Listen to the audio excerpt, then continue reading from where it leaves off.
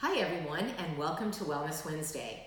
So today I'm going to talk about a couple things. I have zucchini coming out of my garden, and I know if anybody out there has zucchini, you cannot pick it fast enough. And what happens is you end up with a zucchini that's this big.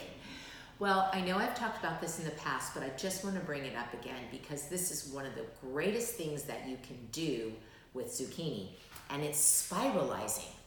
And spiralizing is a really great way to make like a spaghetti zucchini. And those that don't really like zucchini, I have to tell you, this is a great way to transition them or actually get them to just love it. Dan does not really care for zucchini, but he will eat this whenever I fix it and enjoys it thoroughly. And it really allows you to do a really kind of al fresco style dish. So I'll put some garlic, tomatoes, some basil. I'll put olive oil in the pan and stir it all up. And then you really just have to kind of toss it and get it to the point where it's warmed up, and it can still be a little bit al dente, and it's delicious. Another great thing this time of the year, once the tomatoes start coming, is that wonderful bruschetta that you can make with a nice French bread. And actually, I like to pre-slice mine and let it get a little bit hard before I do a toasting on it.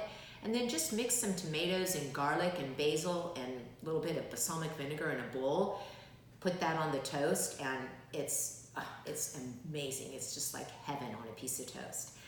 Another quick trick that I want to share as well. So now you have basil in your garden. I cut it like flowers. I put it in this little jar, and then I take a shower cap and I cover it and I put it in my refrigerator. And then this way it stays really fresh and crisp. And you can keep it like that for about 5 or 6 days.